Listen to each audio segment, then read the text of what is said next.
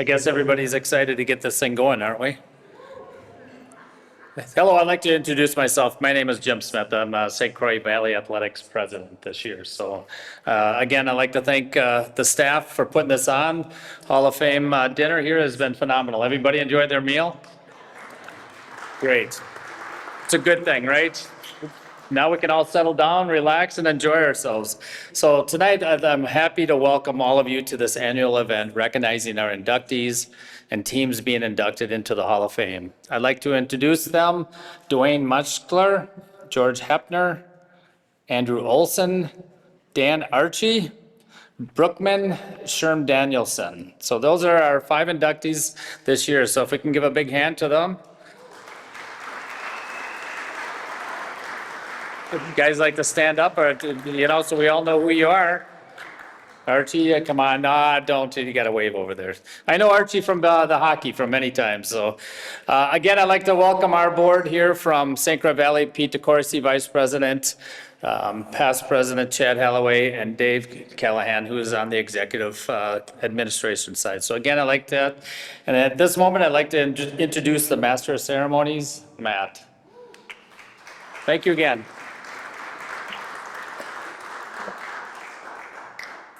Thanks, Jim.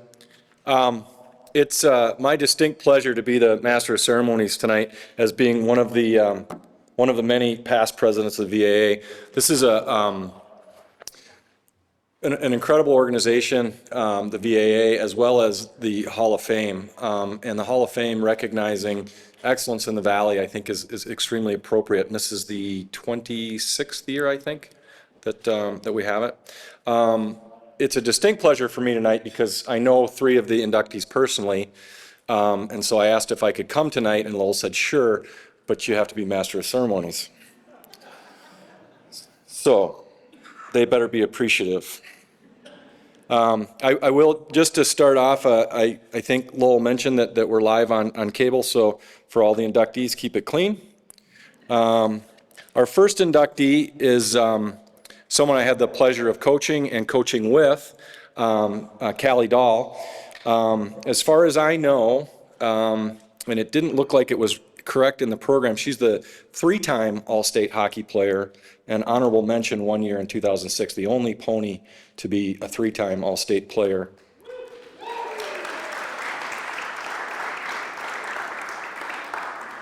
Three-time section champ, 2-time state champ, all tournament team both of those years as well.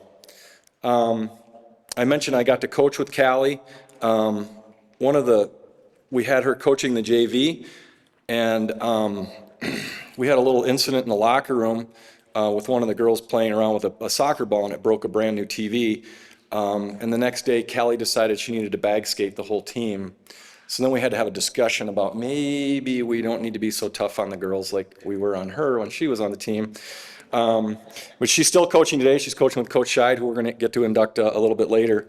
And then just one other quick story that sticks with me was the first year we made to the state tournament in '06.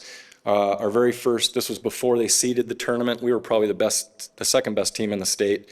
Well, I think we were the best team in the state. Eden Prairie went undefeated. We saw them in the first round and we lost. And Callie had a goal called back, which I may have had words with the high school association about. And we were standing outside the locker room. We heard all of this commotion going on in the locker room. And Coach Scheid said, well, I guess they're over it. And we found out years later that she was actually locker boxing with Chelsea Jones. So thankfully she didn't break anything either on herself or on Chelsea. But she also was a standout softball player. And with that, I'd like to welcome Callie Dahl.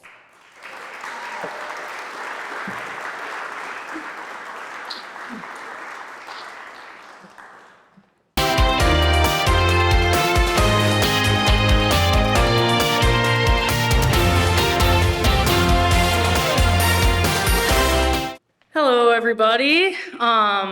Thank you so much all for being here tonight.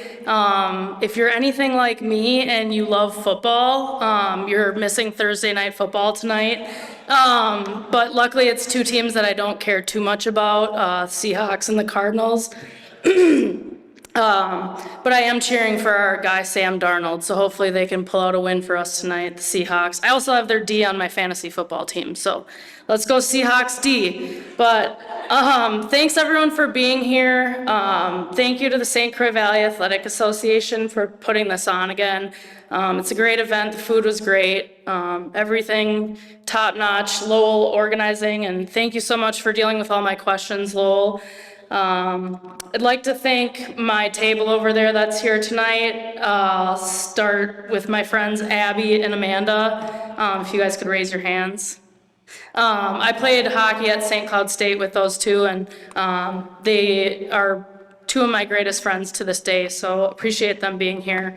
My cousin Trent is here. He played hockey at UConn, just like Caitlin Hughes did back in the day, and he was a great player as well, a stud. So I probably learned a lot of my hockey skills from Trent when I was growing up. And then next to him is my Aunt Lisa, his mom. We used to play hockey in their basement, like I said. I think I have a picture of myself strapping on the goalie pads, but that didn't last very long, thankfully. I don't think I would have been much of a goalie, but, and then I'd like to thank my friend Emily Burton back there. I played softball with Emily. She's also a great friend of mine to this day from high school, so thanks Emily for being here, and this is your part of the speech that you mentioned. I would also like to thank my girlfriend Mal, who is sitting right there in the black, for being here and always being supportive of me. And thank you also for letting us beat you twice a year in high school. She played for Park Cottage Grove, so it's kind of a running joke and whatnot. But she was one of their best players, and she's a great athlete, so it's just a joke, no hard feelings. But thank you, Mal. It's kind of crazy. We met in high school, and here we are 16 years later. So she's my best friend. Thank you, Mal. Also like to thank my parents. My mom is over there, Lisa. Thanks for always bringing me to my sports. And, you know, kids nowadays or parents nowadays would never know what it used to be like to try to get to a sporting event without a GPS on your phone. Like we used to have to print out directions from MapQuest, and then you're holding a piece of paper in the passenger seat with the directions, and you're like trying to figure out how far half a mile or a mile is, and then you miss your turn, and let's just say we were late a couple times, which really, you know, stressed me out, but we always got there, so thank you, Mom. And I also remember you playing catch with me in our cul-de-sac softball, and I accidentally gave you a black eye. And you had to pick me up from school, I think, and that was a conversation. But thank you for all your sacrifices you made for me to be successful in my sports. And then my dad's here as well, Mike. You know, everyone has that one person who pushes them extra hard and sees their potential. And for me, this was my dad. He instilled the values of hard work, dedication, persistence, and always giving 110% effort. Whatever I wanted when I was growing up had to be earned through shooting pucks in the driveway. So although I didn't always enjoy that, it really did help me out in being having a great shot in hockey, and it all paid off. So, you know, none of this would be possible without the sacrifices that he made. And so thank you very much, Mom and Dad. Next, I'd like to thank my coaches. None of this would have been possible without my coaches. So softball first. Many of you might be familiar with Coach Stipple. He couldn't be here tonight, but his passion for sports and coaching is just unmatched by anyone I've ever met in my entire life. If you've met him, you know how passionate he is, and just his competitive drive made me strive to be the best I could in sports. So thank you, Coach Stipple. And then Coach Beadle, who actually was inducted into the Stillwater Hall of Fame a few years back. His passion and dedication for the game of softball is completely unmatched. He's a legend in the softball world. No one studies the game of softball more than Coach Beadle, and so those two together really made me the softball player I was, and just want to really thank them for all they did for me. Next on to my hockey coaches, Coach Simsick, our MC for the night. What I remember about Coach Simsick is just all the motivational stories and speeches that he'd tell before games that pumped us up. He always had a great story to tell about MSU swimming or something like that, and it always just kind of gave us that extra push to go out and kick some butt on the rink. So thanks, Coach Simsick. It was also a joy to coach with you at Stillwater, and sorry I bag skated those girls, but that's all we knew, right? They had to learn a lesson, and I actually think I bag skated them. It was actually, I think, we were on the bus to an away trip, and they brought their speaker, and they were listening to some music with some not so great words in it, and I asked them a few times to turn it down or turn it off, and they did not, so consequences, right? But so thank you, Coach Simsick. Next is Coach Gillespie, who also couldn't be here tonight. What I remember about Coach Gillespie is just he'd always bring positivity and lighten the mood, and he was just always cracking jokes and kind of making the room feel light. And it was also a joy to coach with him at Stillwater. I coached there for 3 years to begin my coaching journey. So it was fun to coach with Coach Simsick and Coach Gillespie there. So thanks, Coach Gillespie, as well. Last but not least, Coach Scheid, who's also getting inducted here tonight. So I currently coach hockey with Coach Scheid at Cretin-Durham Hall. Our opponents or enemies, but it's a lot of fun. This will be our 7th year coaching together, and it's just been such a great experience. I've truly never met anyone who loves the game of hockey more than Coach Scheid. He's coached for, I think, 35, this will be his 36th year, I believe. And you'll hear his record and his stats shortly, but his record and stats speak for themselves. He's so positive and uplifting, and he's always pushing kids to be the best they can on and off the ice. And he's also become a great friend of mine. We golf a lot together, and it's just so fun. It's fun to see things come full circle too. So being able to coach for so long with someone who taught me so much about hockey and just being a good person. So thank you, Coach. Try not to tear up here. I'm just so thankful and grateful to be from Stillwater and to be a pony. We accomplished something so special together in hockey that no one can ever take away from us, and we'll never forget it. I learned structure and just how to be a successful person in Stillwater. I'm currently a business product analyst at a medical device company in Minneapolis. And I'm also fortunate enough to coach golf and hockey as well, as I mentioned. Not as great at the game of golf, but we're working on it, getting better every day. It's not for a lack of trying. I think if you ask Mal, she'll tell you I could probably golf a little less, save a little more money, but it's a lot of fun. I love golf. If you know one thing about me currently is that I'm pretty obsessed with golf. So. And as I mentioned, this will be my 10th year coaching hockey, which doubles the amount of time that I actually played hockey in high school, which is crazy to think about. It just goes so fast. And as I mentioned, it's just so fun to see things come full circle and realize kind of the things that we were taught by our coaches in high school. And, oh yeah, maybe they did know what they were talking about, right? So I just want to go over a couple of lessons that I try to instill in the players that I coach, based on what I've learned and kind of what stuck with me. The first thing I always tell them is, like, you're not gonna always remember the stats or the wins and losses and kind of those specific details. What you will remember is all the team bonding and the memories that you make with your friends.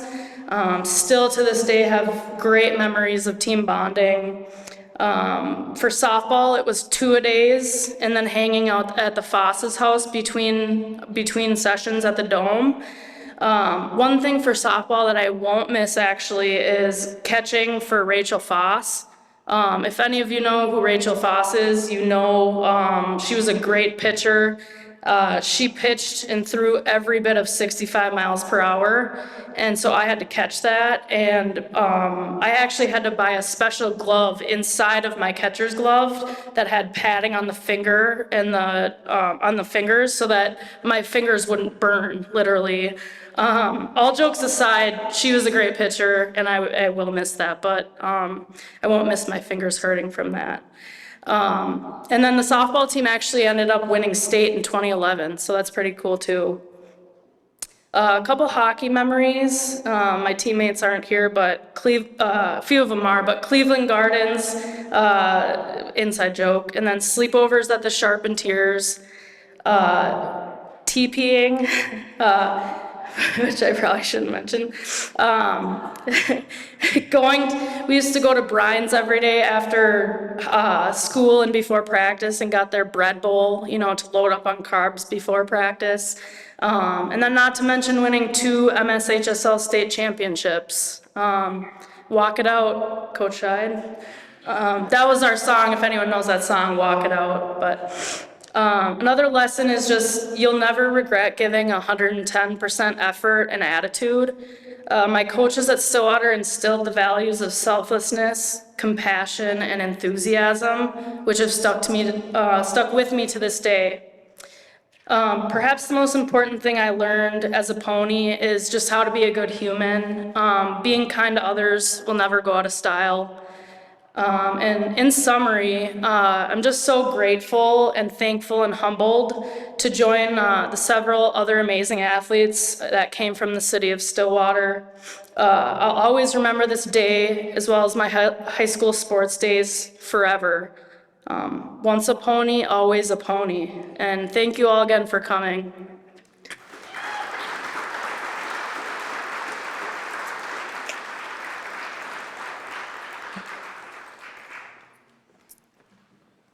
Okay, thanks, Callie. There they are. Next is we're going to introduce Ann Gilman, and I have to apologize to the inductees tonight that I don't know personally, so I won't have as many stories about you. But just looking through Ann's bio, a few things popped out. I'm a university professor, so seeing academic honors every single year is pretty impressive. So I want to call that out. Ann is a class of 2006 graduate, soccer player, one of the top 75 recruits her senior year. She went on to play soccer at Iowa State for 4 years. Ann.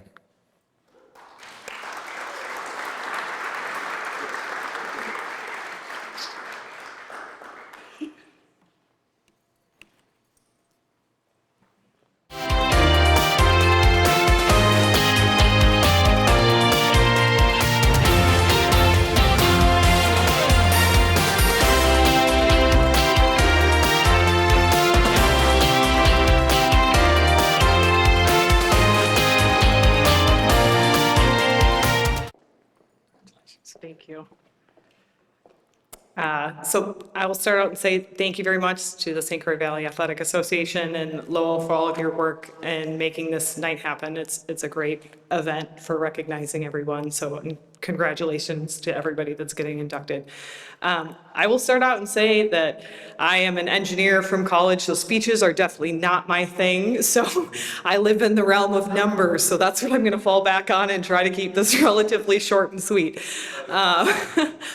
So some of my earliest soccer memories are definitely being around my parents playing actually at corner kick for people that remember that indoor facility. Yep, going and watching them play on Friday nights and just thinking how cool that was when you got to get out on the field during halftime and run around and play.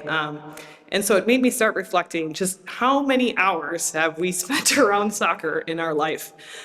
So if you start thinking about it, you break a year down and you have somewhere around 5,800 hours of like waking hours per year to spend on your time. You think that about 8 hours a day, roughly, you're doing something like work or school, and so you cut that in half, and you're just under 3,000 hours a year that you get to pick on what you're going to spend your time on. So when you think when you're a youth and you're doing things, I started in VAA and then came up through St. Croix Soccer Club. You're young, it's maybe only a couple hours a week here as you're learning your sport and deciding if that's the area you're going to have passion. So maybe not that big of a time commitment, but as you continue to progress up and you do traveling and you have the 2-hour practices and the commutes and the games and the tournaments out of town and Olympic development program, all those things start to add up. And, just some envelope math, excuse me.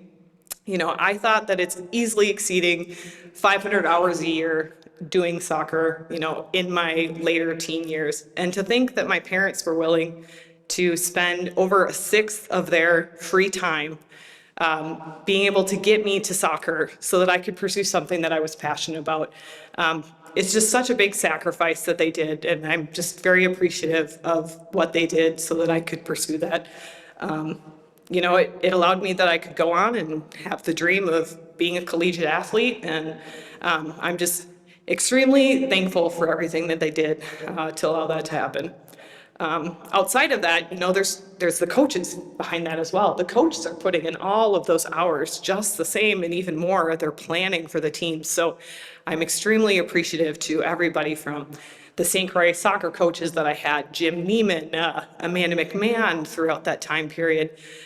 In high school, Andy, the Mannings, I had Danny Storlin and Terry Leindecker who were instrumental in my club soccer career. I would not have been able to get to the level that I did without the coaches. So thank you to everybody who's been a coach, is still a coach. You impact people's lives so much. So thank you for all that you do. And so, while now I don't have very much time to commit to soccer too much anymore, just do an hour a week of co-ed and then a little bit of coaching with my kids, it's still something that I'm very passionate about and continue to add a few hours here and there as I can to that lifelong passion of soccer. So again, thank you very much. Thank you to my family, and congratulations to everyone. Thank you.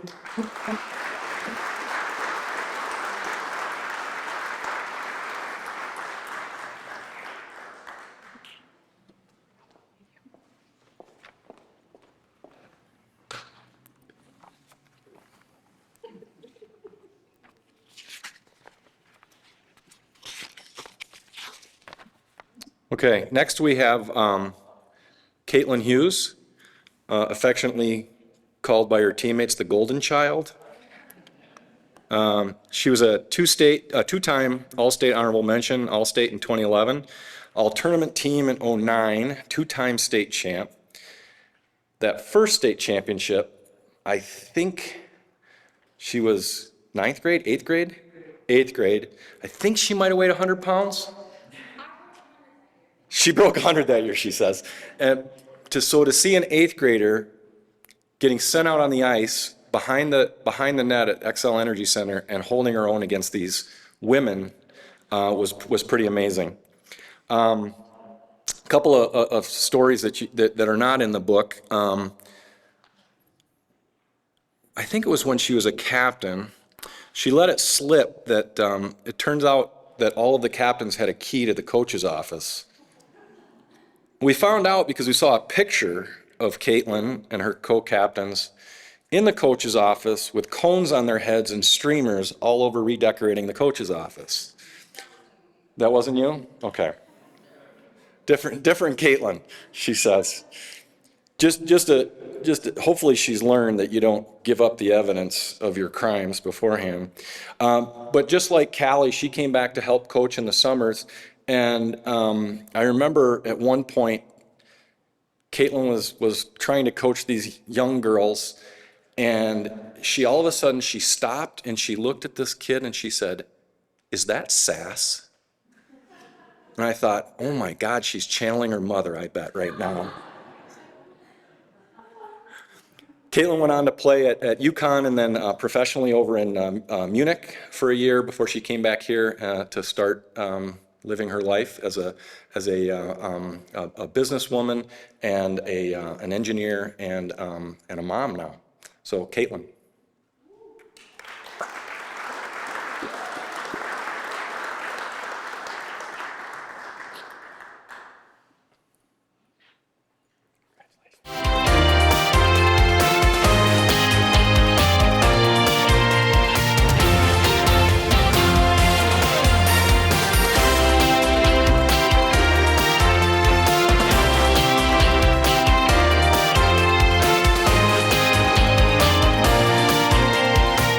Yeah, thank you. All right. Good evening, everyone. I'd first like to thank the St. Croix Valley Athletic Association for putting on this event tonight. Thank you to Lowell for helping organize and coordinate with myself and all these great athletes and coaches. Honestly, I had a tough time trying to figure out what was the right thing to say up here. It's not really every day that you get inducted into the Hall of Fame and have to reflect on your life as an athlete from, I don't know, not to age myself, maybe like 14 years ago. But yeah, honestly, sports have been a huge part of my life. Stillwater sports and my entire sporting career have deeply and heavily influenced the trajectory of my life and helped shape who I am as a person. So there's a lot that I owe to sport. Sports brought me the feeling of a state championship, not once, but twice. But sport has also brought me the feeling of losing a state championship race by 100th of a second. Don't get me wrong, I am aware that second in state is nothing to be ashamed of. But that one did give my brothers ammunition to call me number 2 for the next 5 to 10 years, give or take. So that one stung a little bit. Sports also brought me to some amazing places. I got to live in Connecticut for 5 years and play hockey for the University of Connecticut. And then to Germany, as Matt mentioned. Right after that, I played on the women's professional team just outside of Munich, and I got to win a women's professional championship. So I am technically a Deutsche Meister. But I think ultimately the most important thing that sports, and especially Stillwater sport, has brought me are people. It occurred to me that I don't have, and this is sad, a single friend present in my life today that wasn't gifted to me through sport. And honestly, as I reflected on that, I was kind of wondering if maybe that's not a personal problem. I think I just found some good ones and I thought to myself, well, maybe that seems like enough. I don't know. But in all seriousness, the people are the things that I remember most. The coaches and my teammates. And I feel very lucky to be getting inducted with a few of them here tonight. So Callie, I want to pay tribute to you. You were an amazing and outstanding presence on the ice. Your hands were quick, but your mind was quicker, and you had the ability to make all those around you better while playing. It was a privilege to be your teammate, and I'm so happy to share this night with you, so congratulations. Tony, or Coach Scheid, I still to this day quote your famous line, 17 miles, 17 smiles, which I'm not sure if you know this, but that is not a very universally known phrase. It typically leaves whoever I'm talking to pretty perplexed, but I use it nonetheless.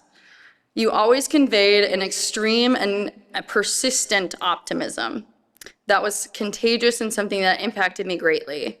It was always amazing to me that you would walk into the room on the first day of practice every year, and you just did it in line, I witnessed it again, and say that we were gonna win the state championship this year. You just said it about Creighton an hour ago. It was amazing. And I mean, to be fair, we did do it twice, so you weren't far off in your optimism. Or if we were down 5-1 going into the third period, you would say something like, we got them right where we want them. And I'd be sitting there thinking, no, we definitely do not have them there.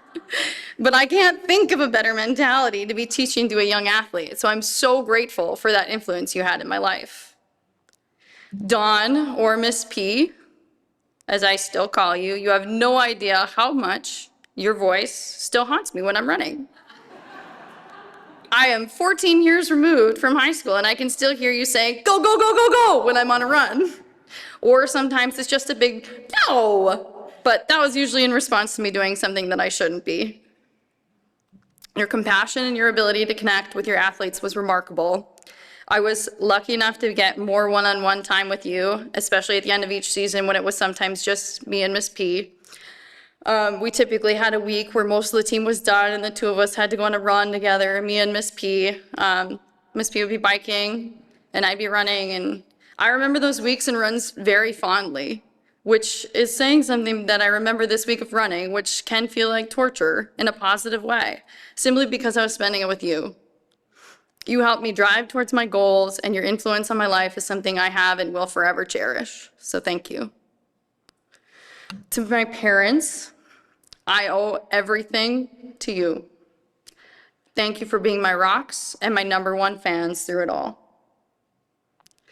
To the rest of my friends and family, especially those of you who have come out tonight to support me, thank you from the bottom of my heart. You are all my favorite part of this journey.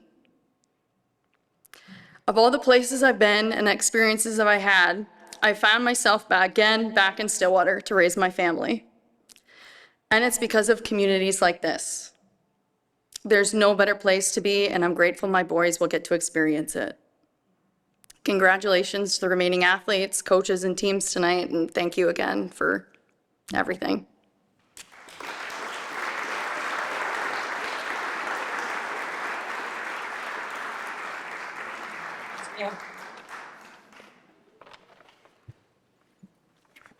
Okay, next, oops, I should hold this up on here. Next, we have Don Gettinger. Looking at the program, you might notice that he started coaching in 1977 through 2007. That's 30 years. And 75 combined seasons is just unbelievable. I can't imagine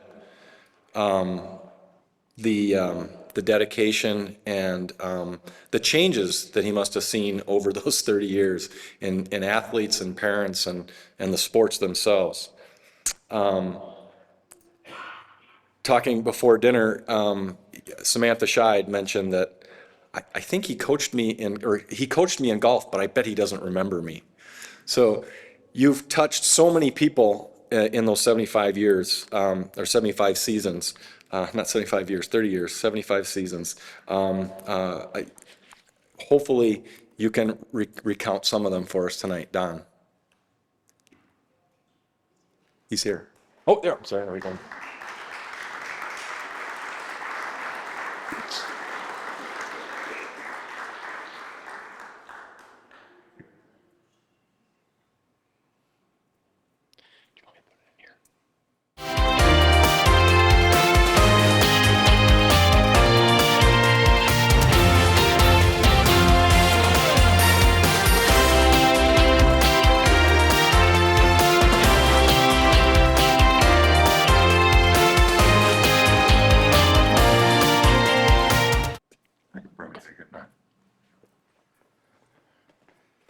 Thank you and good evening. And he's right. I remember the Scheids played, I think, a couple of years of golf with us. They came in hitting an incredibly accurate slap shot with their hands about 2 feet away from each other on the golf club. But they were willing to take my advice, try putting their hands together, because they were limited to about 100 yards. But right down the middle, once they got their hands together, taught them an interlocking grip, all of a sudden the ball went 150 yards further. Not necessarily a straight, but they were very, very coachable. So it's good to see you again. Thank you to St. Croix VAA Hall of Fame Nominators and Selection Committee. I think over the 75 seasons, I'm going to try to not throw a lot of numbers out, but I was a math teacher for 36 years, so numbers are kind of my thing. But I think I worked with 7 ADs, 20 different head coaches. I had 4 assistants during the time I was a head coach. Obviously, dozens of assistant coaches during that time. 5 or 6 sports writers. Stu's number 1. And I figure in that amount of time, over 2,000 athletes certainly, and all of the parents associated. I'm honored to join the 2025 inductees, all the past Hall of Fame members. This afternoon I looked through last year's program. I think there are 10 Hall of Fame members that I had as players that I coached, and 6 more that I had as students. So that's kind of fun to join that group. I was very fortunate. I started working games right at the advent of girls' sports. Our athletic director, Connie Kanoki, had daughters, and he was very supportive of inclusion of girls' athletics in the school programs. A.D. Kanoki and head coach George Hepner, I thank both of them for giving me the opportunity to become involved. The people at my table here, George and Dave Olafson, I coached with starting in the mid-70s, doing some, even before I was on the coaching staff, doing some announcing and scorekeeping and scorebooks and some of those kinds of things. Renslow's Paul is my news source. He keeps me grounded, but leaning slightly to the left, if you know Paul. My sister Sharon, we, I think, agree on virtually everything that we talk about. There's very little we don't agree on. She is a little protective because she always wants me to put my helmet on if I'm going to go out and trim a tree, and offers some other good advice, but it's sound advice. It's kept me going. So thanks to that group. I'm still officiating about 30 volleyball matches a season. I run the shot clock for boys and girls with JV and varsity basketball games, about 50 games a year. So if this old dog can learn that new trick, I certainly encourage any of you that want to get involved with coaching. Referees are huge demand. If not, I hope you'll continue to support the high school athletes as a fan. Still, there's a tremendous level of skill and competition. You can go to games 5 nights a week, maybe 6 nights a week, and see some great competition, see some great athletes, see some outstanding coaching. And the other thing I think you'll find is that if you do that, you'll have a very much more positive outlook on the youth of the Stillwater area, and probably on youth in general. I'm just going to mention our good friend, our announcer, Terry Murphy. We had a basketball official, I believe it was Billy Hafner, some of you know him. He was probably in his 70s. Murph asked him how long he was going to keep officiating. His response, "If you were a scratch golfer, would you quit?" Of course, we said, well, what does that have to do? You're not a scratch golfer. And I take a lot of ribbing from people from my golf. That's kind of the only activity I'm still doing. They don't know anyone else who's had to regrip their ball retriever. I have. Our parents grew up during the Depression. You don't throw away a ball retriever just because it doesn't have a grip on it. You find a way to fix it. The only other story I'll mention, Dave and I got involved in a lot of Corvette activities 50 plus years ago. I still do a lot of racing with that. We had a good friend, Denny Zimdars. One of the things he shared with us was that the idea that the awards and the trophies and the jackets and the championships and all of those are great to receive. But what we were really doing in his mind, every time we went to races, was we were creating memories. I think if coaches and players could take that perspective, that really what's important are the memories that you're creating, I think it would be a great thing for all of us. I want to thank you for helping create a memory for me tonight that'll last forever. Thank you.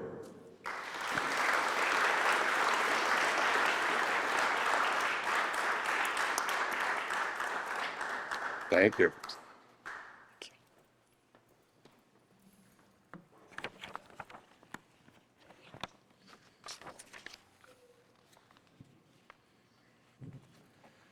Okay, next we have Don Podolsky, the track and field coach, who coached in Stillwater for 38 years and had some amazing athletes that she was privileged to coach.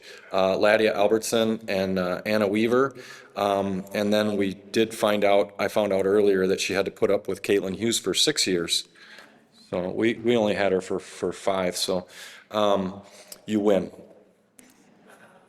Don.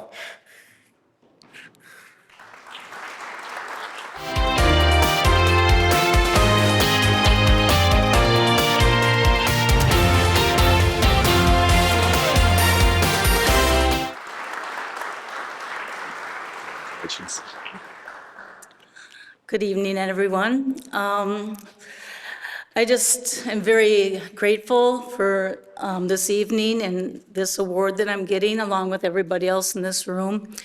I coached track and field and cross-country running for many years, and I always felt I've got some parents, Renslow, you were parents to me, and the Danielsons, I had your daughter, and the Hugheses, of course. So you may have heard some of these things before, because I've always felt that being a distant coach at Stillwater, I got to work with the cream of the crop in the building. Sorry to soccer and hockey people, but they're the best. They have all the qualities that you want. They're very self-motivated, they're goal-oriented. They really would do anything that you ask them to do. They're really good leaders, and they are very smart kids. Through many years, we got gold all academic as a team, 4.0, 4.0. So really, I do say that in all honesty. I worked with the greatest kids in the building at Stillwater. I know that you're not, I gotta go back a second, sorry. Cross country is very unique in the fact that it accepts anybody. So a lot of the soccer kids that get cut, we get them over at the cross-country team. They send them our way. So I was truly blessed to work with all levels of athletes, of really top-notch athletes, and athletes that could hardly even run a block when they started working with the team. So it's been an honor working with those kids. And one thing, you're never supposed to have favorites. If I could name 5 kids that were my favorites, 2 of them were sitting here tonight. Laddie had to leave. She was just a top-notch, a huge supporter of distance running in Stillwater for many years. And I'm going to talk a little bit about Caitlin, because I got to work with her a little bit longer than the hockey coaches, and at times was a handful, and I enjoyed every minute of it. The one memory I really do have, Caitlin, and I realized it really after the fact, was the 1600 race that you ran at the state meet. our state is highly competitive in distance running, and we decided we were going to do something a little bit different in that we're not going to kick at the 200 mark when everybody else was going to kick, and we kicked at about the 300 mark, if you remember that. Yeah, you do. And she kicked and she gave it everything. She pushed herself harder than I've ever seen her push. And she, in my mind, it was probably a 50-meter lead. It might have been more than that. And she turned the bend in the last 100 meters, and the pack was coming. They were coming hard, they were coming strong. And it was absolutely the best race I've ever seen you run. I always watched from the 200-meter mark, so I had no idea where she finished. I know it was close. I know it was very close, and she lost by thousandths of a second. And didn't realize, because I was so happy for her, but when I saw Mr. Dixon's photograph of you at the finish line and how absolutely devastated you were, it broke my heart. To be number 2 at that meet was awesome. It's a memory. It still sends shivers down my back. It's a memory I'll never forget.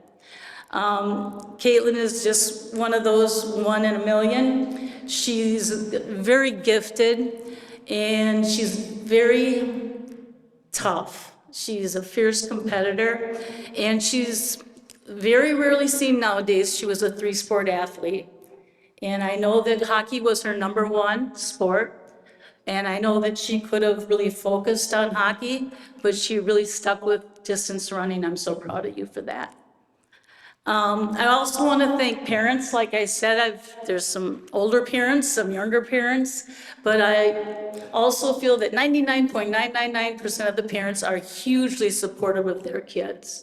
And if you've ever been to a cross-country meet, they'll drive an hour, 2 hours, 3.5 hours to see their daughter run for about 30 seconds. It's amazing. They just whiz by you so fast, but they're hugely, greatly supportive of their kids. Now, your kids might not say that, but they really, really performed when parents were there. So I really appreciate all of the parents. They would do anything for the program that I worked with in cross country and with track and field. They were the huge supporters, and I want to thank them.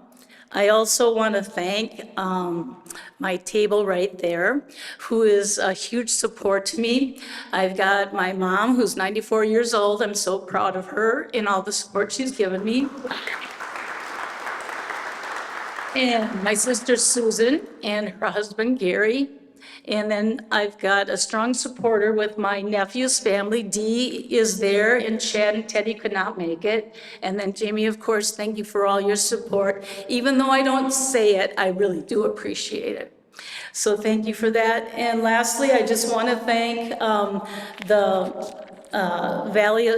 St. Croix Valley Athletic Association. This is a huge honor for me, and I truly appreciate it. Thank you so much.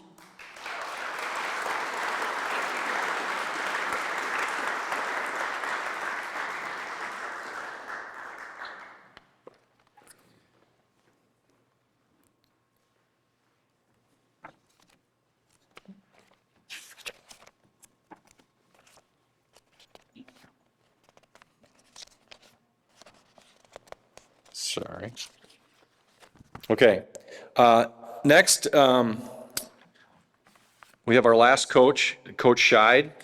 Tony Scheid coached the Pony Girls Hockey team for as long as I can remember. I coached with him for 12 years. But what I most remember, what I want to use for the introduction, and some of his players mention it, is his passion for the game of hockey, his passion for his players, and his passion for coaching. Tony is an unbelievable X's and O's. He knows hockey better than anybody I can imagine. He had a lots of sayings. Some of the girls, or the ladies, excuse me, some of the women mentioned it already. On time, down the middle, like the Burlington Northern train, right? Wide, read, react, pony wings win. Yeah. The house inside the house, 10-foot rule, chip it off the glass, get it deep. Forecheck, back check, paycheck. He had the girls running NHL one-on-ones. I think we don't have any defensemen here. Oh, yeah, we have. Yeah, I'm sorry. I was looking past you. Sorry. The defenseman hated the NHL one-on-one drill, but he probably still do it, yeah. But more importantly, he was a coach for them in life. He had some great sayings with that as well. Nothing great was ever accomplished without a lot of enthusiasm. It's not important that we win. It's important that we make the effort to win. And I had another one that came to mind, and I've lost it. I'll get it by the end here. It won't take me long. That extended to his coaches as well. We had book clubs. We were training to be better coaches, better men, better fathers, better husbands. He would talk about teams in the stages of forming and storming and norming and performing. He had another saying: we're always 5 years away from peaking.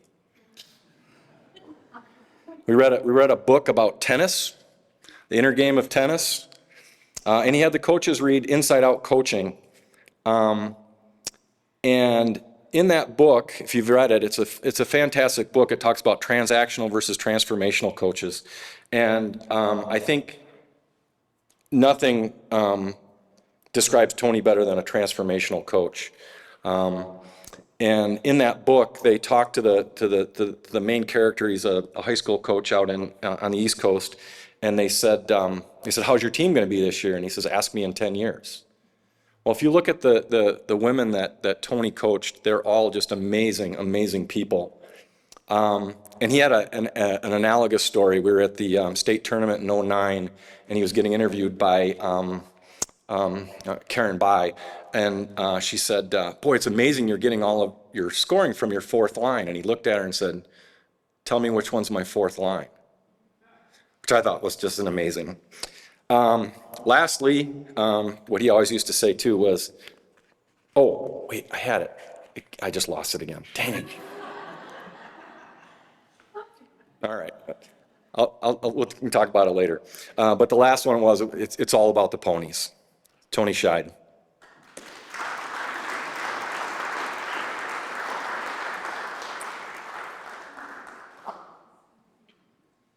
Thanks, man.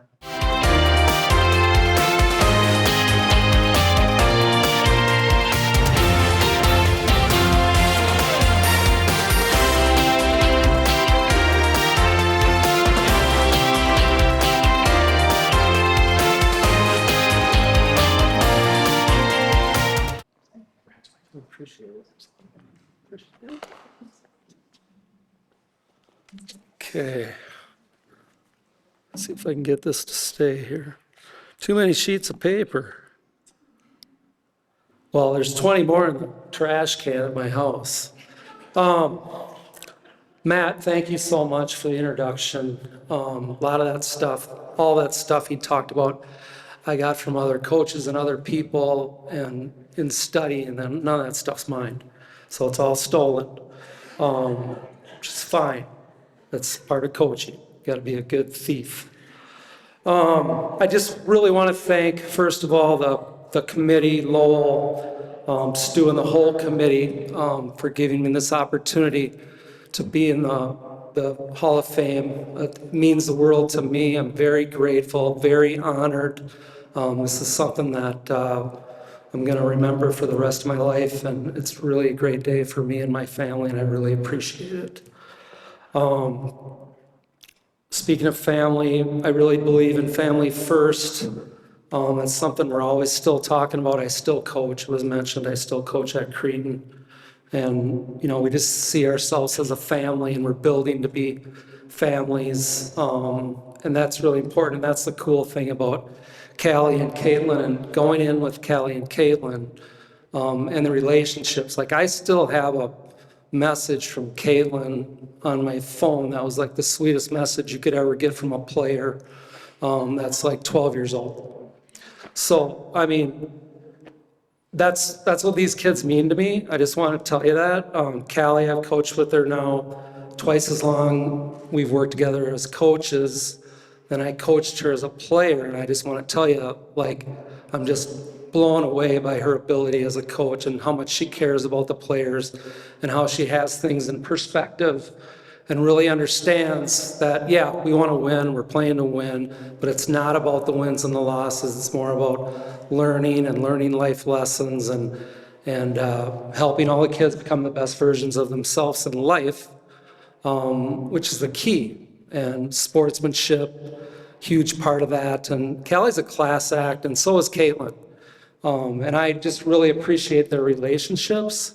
And all my former players here at Stillwater, it was an amazing run. I was so lucky to work with all of our coaches, Matt, Lee, Wags, Nate Wagner, Lee Gillespie, Daryl Salmi, Alex Boardman, Chelsea Jones worked with us for a while. But I had an amazing staff, and I'm really good at delegating, and I'm really good at getting out of the way. And that's where I really see my success, because I hire coaches that are a lot smarter than me, and I give them a lot of rope, and I also give my players a lot of rope. And they can talk about me and X's and O's all they want, but it's a bunch of BS. I think the game is super simple. They got the puck, or we got the puck, or the puck is loose, and we got to read and react and work together as a team in all those situations. And if we can learn to do that, and that's what these kids did. They took over. You look at the article in '09, they never mentioned anything. They didn't mention that the team was coached. And that's the way it should be to win a championship. The coaching staff should completely disappear. And that was the big key of the Ponies. Those kids, they ran the team. We gave them guidance. We gave them guidelines. We were there. We were coaching, but they ran the team. And I think that was huge. If you look at the state championship game in '09, we were on a 5-on-4 power play, and Callie Dow quarterbacked our power play, highly intelligent, great hands, 260 points in her high school career, just lights out player. So she's quarterbacking the power play, and she passes the puck to the other team, and the announcer's like, "What is she doing?" And it's like, and then they figured out, like, they had taken another penalty, but he couldn't see that from his viewpoint, but that Callie wanted to get on the 5-on-3 right away. And most kids, I've been coaching a long time, and you get in a big game, you get in a big section game, you have no idea the nerves, but you get in a state championship game, and you got a kid quarterback in your power play that's reading things that calmly and making a play like that, that's the highest level there is. And then Caitlin Hughes, too, in that game. Caitlin Hughes in the '09 game. We had pregame. Half the team went, I think, to Cassetta's because half the team wanted Italian, and then half the team wanted Herberts and Gerberts. So I think Lee and Matt took half the team to Cassetta's, and then I think Wags and I took half the team to Herberts and Gerberts. So Husey, she walks by me after we get our food, and I'm like, "Husey, when Cordum comes over the boards, you're coming over the boards. And when Cordum's on the ice, Cordum doesn't get the puck, and when she has the puck, you're shutting her down." And she's like, "Got it." And she just walks away like, "No problem." It's like, no problem. Like, most kids I've been coaching 36 years, but when I say that to a lot of players, they cower. And a lot of them will come back and say, "I can't do it. I don't want to do that." But there's Caitlin, unbelievable. A sophomore shut down Miss Hockey in the state championship game, and that's a fact. And my phone was ringing off the hook that game because there were a lot of D1 coaches that liked what they saw with her. And I'll never forget that. And just the character and the relationships and the way our players treated each other. And just so many great athletes. And like the VAA, you look at our VAA and you look at our community and you look at all the options for kids to play in-house sports where you don't have to travel and parents don't have to spend a lot of money.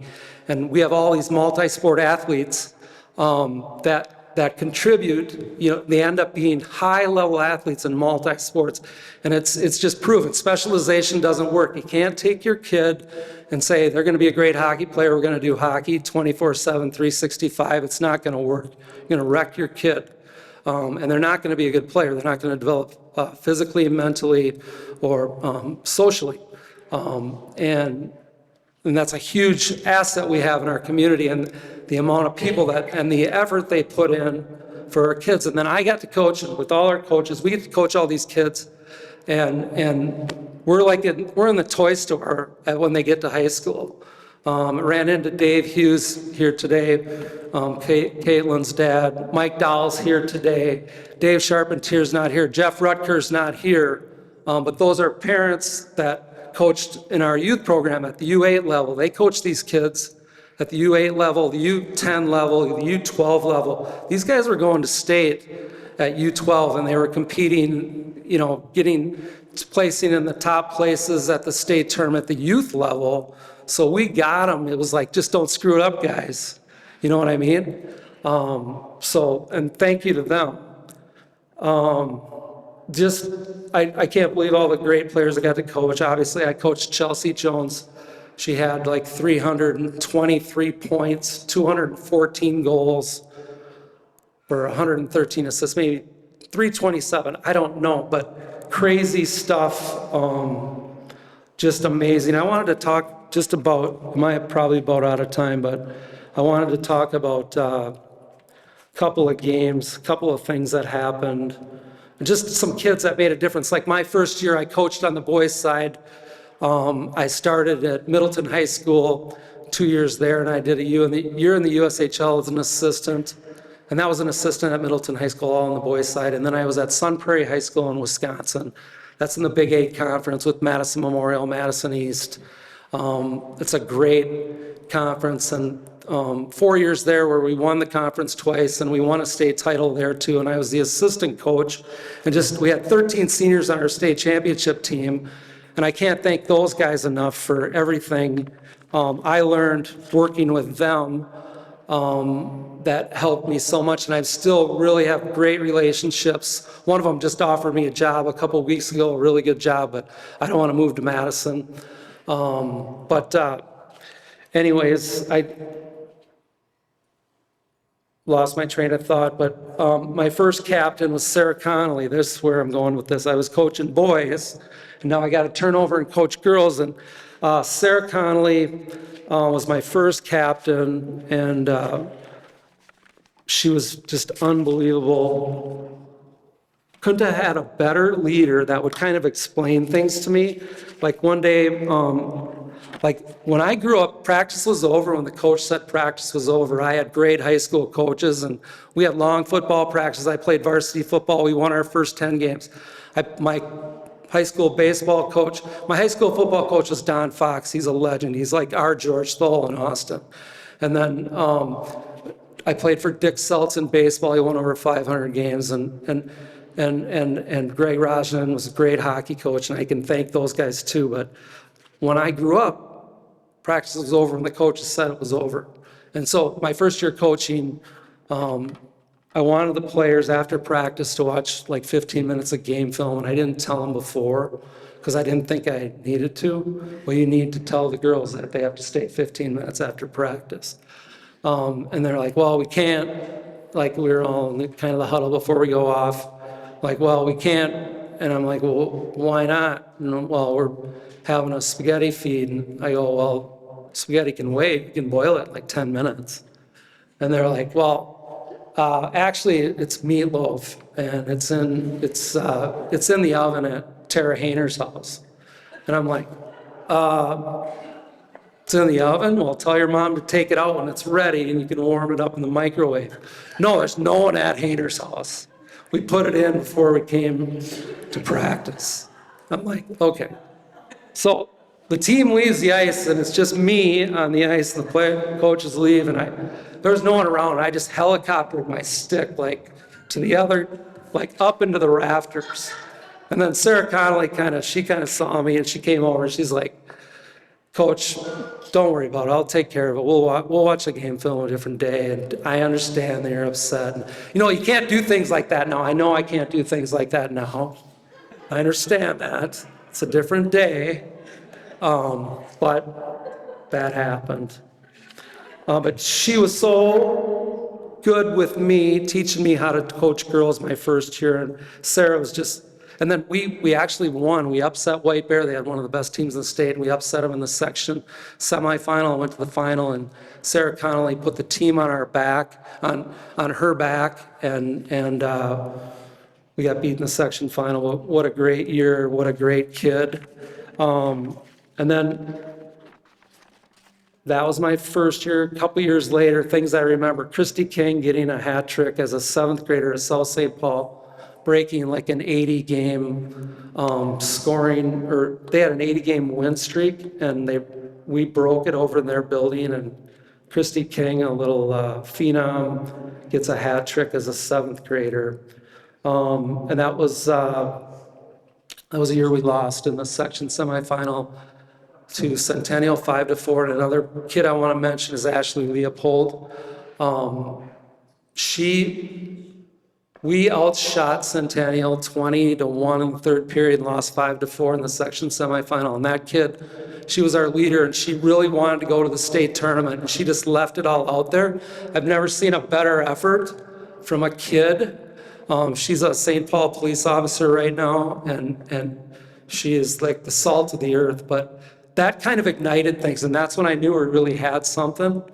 And then the following year was 06, Chelsea Jones's senior year, and we had just an unbelievable team led by Chelsea, and she was on a line with Rachel Zillis and Callie Dahl. And we were playing Mounds View that year, and usually when you're playing a team and you're winning, there's a point where their team starts to quit, but it's usually like late in the 3rd period. Well, we were kind of rolling, and they kind of quit in the 1st period. And Chelsea Jones, she was just kind of in the zone. She was shooting like Caitlin Clark. Like she was shooting the lights out of the puck. And after the 1st period, she had like 5 goals. And I walked in the locker room, and she was to the left here, and her and Zillis were sitting there, Rachel, they were the captains, and I said, enjoy the 2nd period, you're done after the 2nd, you're gonna be lucky to get through the 2nd. And then they're like, we have to play 2 periods, they were started like politicking to play and Callie was their line mate. So then anyways, we were beating them pretty good in the 2nd period, and we had this play called the San Diego. It's the dumbest play in hockey. And your 2 defensemen kind of crowd the circle, and your center jams their center, and your wings clamp the wings, and then the D just skate through and grab the puck and go straight down the ice. It's like the tush push. Like, why does it work? But we ran it all the time. And then, so these guys were up by like 9 goals, and Callie, I think, calls that play, and it's like, you don't call that face-off play when you're beating a team. But they were just having fun. They didn't know. So then the coach in between periods came after me for Mounds View, was just screaming at me. I'm like, I didn't do it.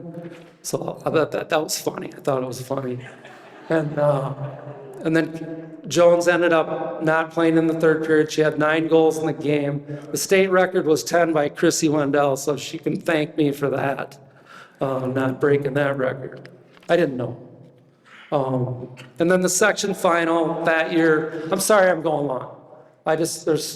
So the section final that year was at the rec center, and it's the last time you'll ever get a section final at the rec center. I know Hill gets a lot of them over at their rink, but that's the last one we got. It was us and North St. Paul. They had Allie Thunstrom and Caitlin Hogan, 2 of the best players in the state that had gone to state 2 times previous, and we hadn't been there, our group. And the rink, the game was at 7:30. The rink was sold out at 6:30, and Doug Brady was letting selective Stillwater people through the Zamboni door. But we broke all the fire codes, and I've never seen the building more packed. And their top line scored 10 seconds into the game, Allie Thunstrom scores. 30 seconds later, same shift, Chelsea Jones scored. So we traded goals the first shift of the game, and then it just turned into just a heavyweight battle. And we battled them into an overtime situation. Right before the overtime, Kaylee Bell chases down Allie Thunstrom, the fastest player in the state, catches her from behind. Unbelievable play, crashes in the boards, breaks her wrist. So she's out for the rest of the game and the state tournament. We get to overtime, and we're just, it's section final, overtime, and it just is what it is. You've done all that work. And Christy King gets the puck in our own zone, and Matt's to my left, and Lee's to my right. And Chelsea Jones hops on a seam, and it's like, who's our stud receiver for the Vikings? Justin. She's just wide open on a seam, and we're just going, give it to her, give it to her, give it to her. Then the world's just going in slow motion, and there's a perfect pass right on her stick, and the rest is history. Like Chelsea Jones just goes in and buries it, and that was the coolest game I've ever been involved with in sports. And there's no bigger game than a section final game. It's great to win state tournaments, but it's kind of a celebration the whole time you're there. But just getting there, winning a section championship, those are the ones that it just means so much. Those are just great memories for me. I got a lot more, but I'm going too long. And I wanted to thank a couple other people here. I think I better talk about the 09 state championship game just for a second. I already mentioned Husey, so I'm going out. So we beat Hopkins in the holiday tournament. In Edina, they're ranked #1 in the state when we beat them. They stayed #1. We got to the state championship game against them again, and that's all they talked about is like we didn't even exist. And they had Miss Hockey, they had the goalie of the year, they had the coach of the year, they had all the hardware, which is great. And just lost my train of thought again, it's coming. Okay, so they keep talking. They're playing 2 lines. We played 3 lines the whole state tournament. They're playing 2 lines. And they're talking about, and people are starting to say, well, you guys, how are you gonna do that 3 days in a row? And it's right. It's like, how are you gonna do that 3 days in a row? It's hard to play 2 lines, and it's hard to play 2 lines 3 days in a row. And we rolled 3 lines, and we really felt like as a team, and that's all that mattered was the team. And if everybody did their job, like the Vikings talk about, do your job, everybody do your job. And we thought, we roll our 3 lines and everybody does their job, and we got this. Well, we got up 2-zip. They scored 2 goals late in the second period, and it felt like there was a momentum shift. And we kind of had a gut check. We went back to the locker room, and we just looked at each other. The players looked at each other, and they were like, we're doing this. We're doing this. And I was walking out of the locker room, and Cassandra Salmon, Amanda Cartoni, and Allison Eater-Zedlick, they were like doing this huddle thing, and I walked by them, and they were the last ones in, and I walked by. So they're like saying a prayer, and I'm like, you guys, not now, come on, not now. And I didn't say that to them, but I was just thinking it to myself. Anyways, those guys, the whole team went out and dominated. That line scored 2 big goals. That line cycled the puck down low like the whole third period and just held them down. And it was just a total team effort. Christy King, unbelievable in that game. Like so many players. And just never forget those players. And it's all about the team and all about the players and all about the relationships. And I just feel so lucky to have all these memories. And I just want to thank the team. I want to thank the coaches. I know I already mentioned it, but I really want to thank Lee Gillespie and Matt Simsick. Daryl Salmi, Nate Wagner, Alex Boardman, Chelsea Jones, just for their leadership and for their relationships and for everything they did for me. And unbelievable. I wanted to thank my family, Tina, my wife, and this is going to get into a little bit of 7 degrees of Kevin Bacon.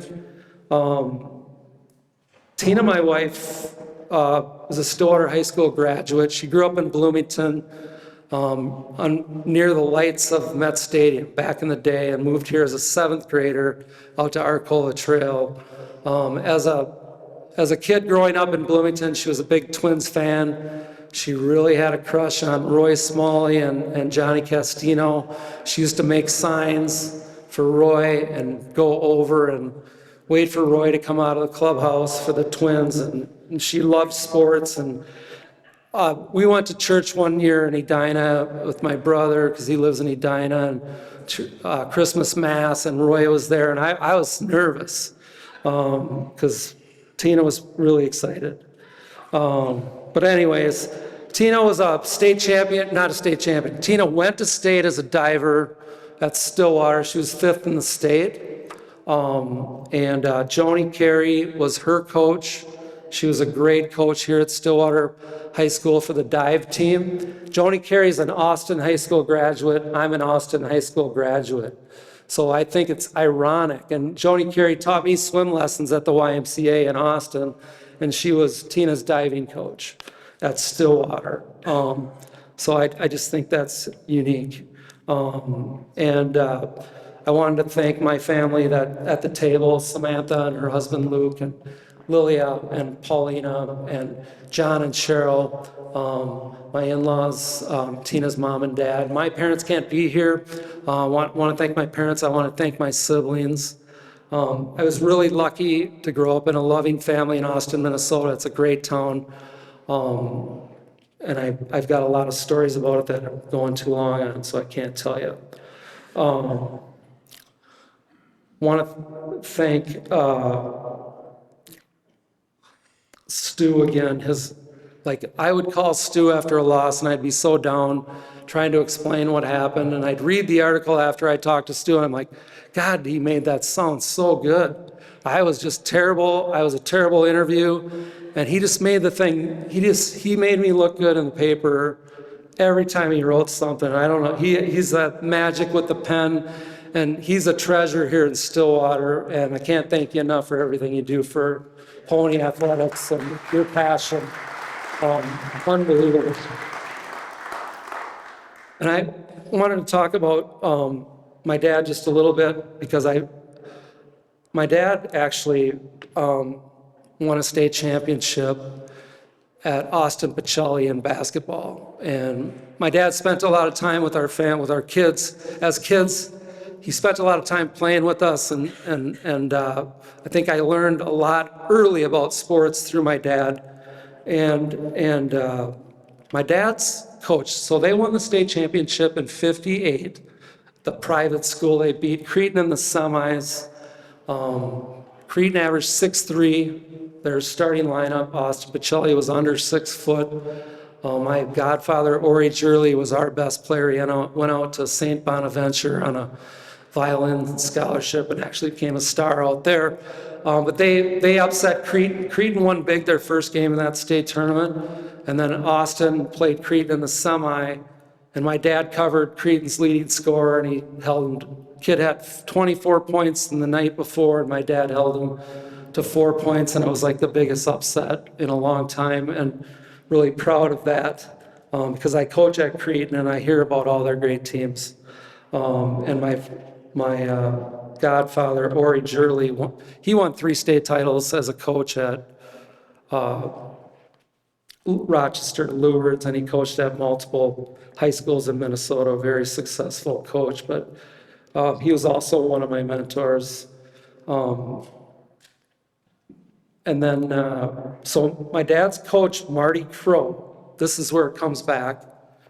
Marty Croix is a Stillwater High School graduate from 1932. He went to Stillwater High School from 1928 to 1932. He's involved in almost every activity at Stillwater High School. And he's a legendary coach in football and basketball. He coached at a lot of different high schools. Ironically, those are two sports he did not play at Stillwater High School. He had a knee injury, but he was on the yearbook staff. He was on the school newspaper. He did everything, and his main thing was baseball. His senior year in 1932, they beat Cretin. Cretin was undefeated. Stillwater went over and beat them in a 7-inning game, and Marty Crow had 14 strikeouts for Stillwater in that game in 1932, and that's my dad's high school coach. So now there's another Stillwater guy coaching an Austin guy. So it keeps kind of going back and forth. I think there's a weird correlation there. Anyways, I just wanted to mention that. And my dad I used to play one-on-one basketball with him on our driveway growing up, and I think it really got me ready for hockey and corner battles because he was really physical and really quick, and he didn't take it easy on me. And just, I really cherish those memories. I'm gonna cut it off here because I've gone way too long and I apologize, but I just, in closing, I just wanna say how lucky and grateful I am that I got a chance to coach all these great kids and all the relationships that I have with these kids. That's the main thing, like the girls talked about. And Callie, she talks about it with our team all the time, she does. And I'm super, super grateful for my opportunity to coach the Ponies. It was unbelievable, and I thank you very much.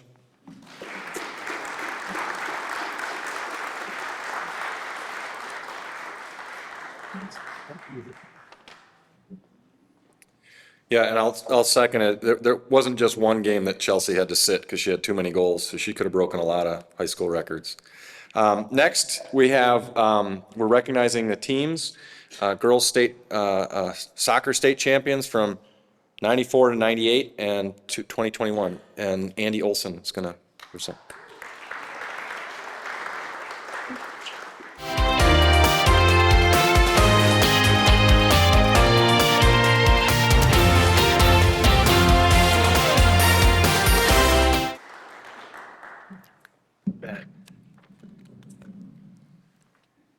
Thank you. I'll start first by thanking Lowell and the Hall of Fame committee. This is a great team recognition. Appreciate that. Anyone who knows me or has worked with me, they understand I don't always follow the orthodox path. In my coaching, I've leaned into team building and activities that create training strategies. I also love sharing quotes and stories because sometimes they capture the message better than anything else. And so naturally, I'll begin with a quote. I'm hoping everyone's seen Field of Dreams. In there, Doc Graham says, we don't just recognize life's most significant moments while they're happening. And it's ironic, you've heard it several times today. It's not necessarily about the wins and losses. It's about all the stuff that's happened in between. This is such a true statement. When you walk off the field or court at the end of a season, there's kind of an expectation that things will be the same or the ride will continue. And when in reality, I haven't seen most of the players since that day. I got to see some tonight for the first time since our last probably banquet after the game. When I carried the trophies here tonight, it was only the second time I've actually touched those awards. So there isn't like a big celebration when you win, it goes in a trophy case. On the field, in the gym, or on the court, we often believe in defining moments are the game winners, the trophies, or the headlines, but when we look back, it's really all those practices in the rain, the quirky team personalities, the bus rides, the bonfires, the fun off the field memories, and even lessons from tough losses that truly shape us. At the time, those moments may have felt ordinary, but together they created something extraordinary. They brought us to this day standing here for the Hall of Fame. So today isn't about one single moment or award. It's about honoring all of those unseen moments that led us here. The grind, the sacrifices, most importantly, the people who stood beside us. Those are the true Hall of Fame memories. And tonight I need to recognize a few people, starting with the players. We had 2 players come tonight. I'd like to introduce Karn Newburn Hookey. Over there, you should probably stand. And Carrie Myra Hames. They were from the 1998 team, and it's an interesting fact. Carrie was our goalie, and Karn was our stopper, played right in front of the goalie. And in that championship season, we scored 96 goals. They gave up 3. Pretty amazing. We did have a special guest. Our first ever soccer coach for the girls was here. She's left tonight. Her name was Janine Hoffbeck, and she was sitting next to me there.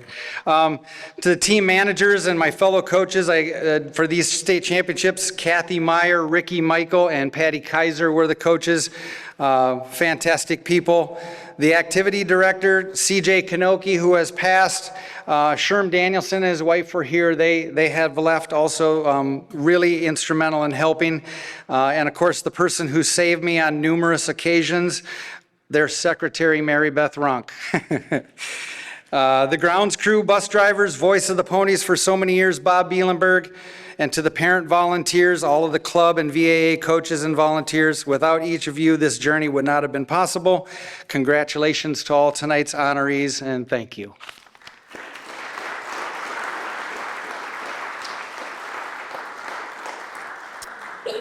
Well, with that, I get to have just a couple closing remarks. One is that the Valley Access TV will replay this event. Xfinity Cable Channel 15 and 798 if you want it in HD. I do not. And Valley Access Channel, VAC TV, and the YouTube channel.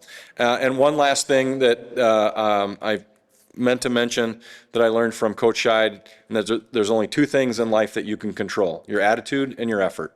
So if you take nothing away from tonight, please take that. Thank you all for coming, and have a safe drive home.